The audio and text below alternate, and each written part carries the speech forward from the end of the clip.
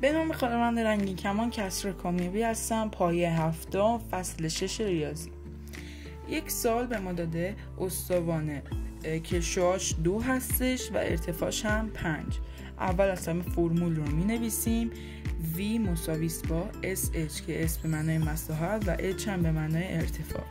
2 ضرب در 2 ضرب در 3 که فرمول مساحت دایره هستش. اینم عدد پی هست که 12 ضرب در 5 که ارتفاعمون هست مساوی با 60.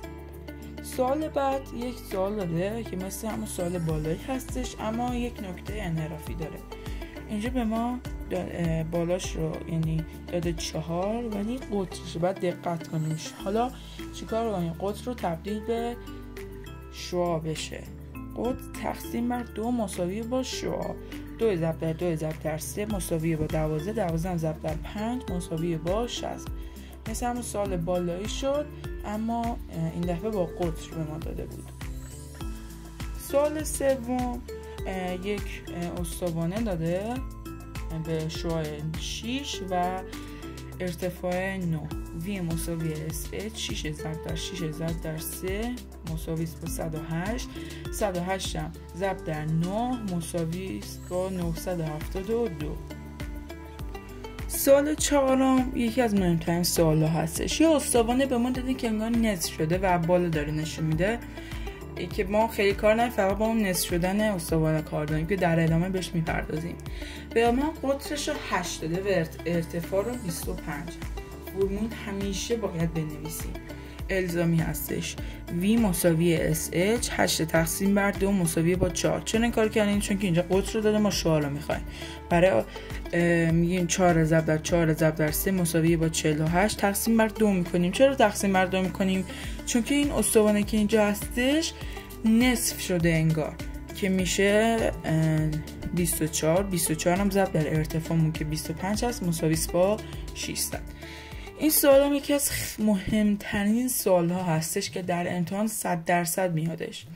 یه مکعب مستطیل داره که یه دایره داخلش هست. ما بعد مساحتش رو با کم کردن دایره بدونیم چنده دیگه. اول از همه ما یه مساحت رو می‌نویسیم، مساحت مستطیل رو می‌نویسیم. V مساوی SH 10 ضرب در 40 مساوی با 400. دلیل این کار چیه؟ مساحت مستطیل طول ضرب در عرض 10 ضرب در 40 که 400 میشه. و اینجا هم میگیم برای دایره رو میخوایم به دست بیاریم. V مساوی SH 40 تقسیم بر 2 برای اینکه اینجا قطرش 40 تقسیم بر 2 میکنیم تا شعاع به دست بیاریم. شعاع ضرب در شعاع ضرب در عدد پی که در ادامه میکنیم 400 هم ضرب در 3 که عدد پی هستش مساوی با 1200. حالا اینجا میگیم بالایی رو می نویسیم 1600 منهای 1200 مساوی با 400. در ادامه 400 رو ضرب در 4 میکنیم. دلیل این کار چیه؟ دلیلش این هست که ما آخر که جواب رو به دست آوردیم ضرب در ارتفاع میکنیم که مساوی با 1600. یک سوال به ما داده مساحت جانبی مکعبی به ظل 10 سانتیمتر رو بیاریم. اینجا یک مکعب مستطیل به ما داده که اضلاعش 10 هستش. ما SJ می نویسیم که مساوی همون S جانبی مساوی PH. محیط ضرب در ارتفاع. P مساوی با محیط مربع مساوی با جمع اضلاع 10 به علاوه 10 به علاوه 10 به علاوه 10 مساوی با 40. 40 هم ضرب در 10 که همون ارتفاع هست مساوی با 400. سال بعد مهمترین سال این ویدیو هستش. مستطیلی داریم به طول 60 و عرض 30. میخواهیم آن را به عرض لوله کنیم. به عرض اینو خیلی باید دقت کنیم که اشتباه نشه. به عرض لوله کنیم یعنی عرض رو لوله میکنیم که میشه محیط. عرض میشه محیط. تجربه. خب ما اول می‌نویسیم طول و عرض. میخوایم از راحت تر بنویسیم. همه چون مشخص شده بنویسیم ساده و بعد بتونیم بفهمیم. اگر عرض رو لوله کنیم طولمون میشه ارتفاع، عرض میشه محیط. محیطمون 30 و ارتفاع 60. حالا این محیط ما هستش. حجمش رو میخوایم به دست بیاریم. پس 30 رو تقسیم بر 6 میکنیم، همون 2p، 2 ضرب در p که p 3 در نظر میگیریم تا شعاعمون به دست بیاد. حالا اینجا حجم رو مینویسیم، فرمول دایره رو V مساوی SH در ویدیو در قبل هم تماشا کردین. 5 ضرب در 5 ضرب در 3 مساوی 75. 75 هم ضرب در ارتفاعمون که 60 هست میشه 4500. سوال بعد هم استوانه هست. دوستان دلیل اینکه ما زیاد استوانه کار میکنیم که خیلی مهم هستش و بعد اینا رو ملکه ذهن کنیم و راحت بتونیم حل کنیم. خب به ما قطر رو 50 داده و ارتفاع رو 107. میگه V مساوی SH، قطر رو 50 داده تقسیم بر 2 میکنیم، 25 شعاعمون. 25 ضرب در 25 مساوی با 625 که ضرب در 3 میکنیم 1875. حالا 1875 رو ضرب در ارتفاع میکنیم که 107 بود، میشه 200,625. سال بعدی ما شعاع رو 40 داده و ارتفاع 223. فرمول رو نویسیم. 40 ضرب در 40 ضرب در عدد پی که 4800 میشه. 4800 ضرب در ارتفاع میشه 1,070,400. سال بعدی هم مهم هستش. گفته اس کل رو به دست بیارید. اس کل فرمولش چیه؟ پی ضرب در اچ به علاوه 2s مساحت دو قاعده که پیمون اینجا که میتونیم تماشا کنیم. اول جمع اعضا میبینیم یک مکعب مستطیل هستش. جمع اعضا میبینیم 60 میشه تا پی ما 60. ضرب در ارتفاعش کنیم میشه جمع شد 300. ضرب در ارتفاعش کردیم 10 هم ضرب در 20 مساوی با 200. ضرب در 2 میکنیم میشه 400 به علاوه 300 میکنیم مساوی با 700.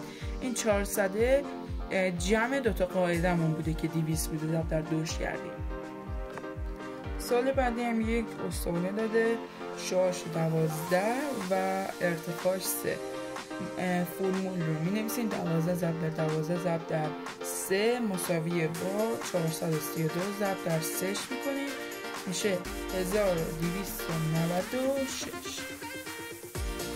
سال بعدی یک استوانه میده به قطر 42 و ارتفاع 2.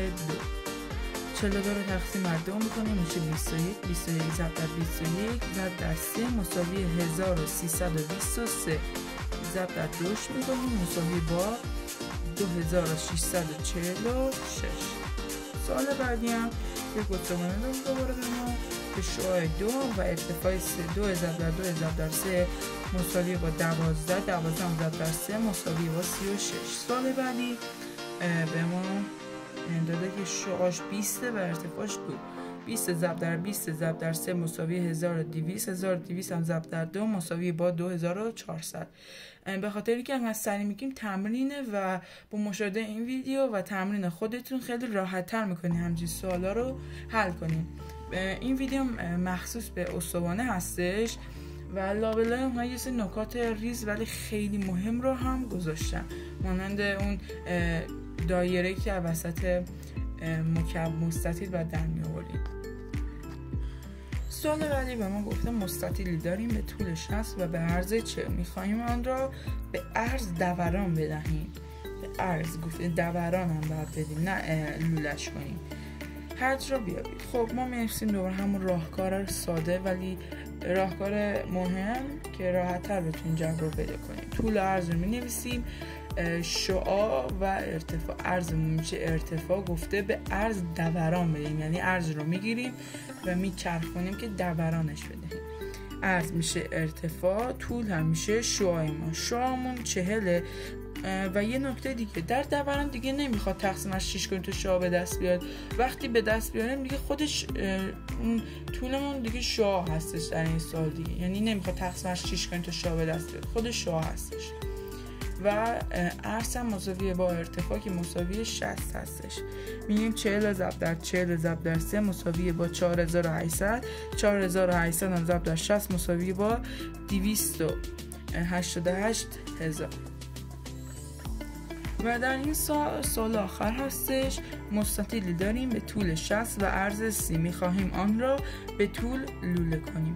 V مساویه با SH. طول و عرض رو مینویسیم. طولمون میشه محیط و عرض هم میشه ارتفاع. در سوال قبل دیدیم که دیگه خود شعاع بود، ولی در اینجا محیطه. پس 60 تقسیم بر 2p همون 6 میکنیم که مساویه با 10. ارتفاعمون هم 30.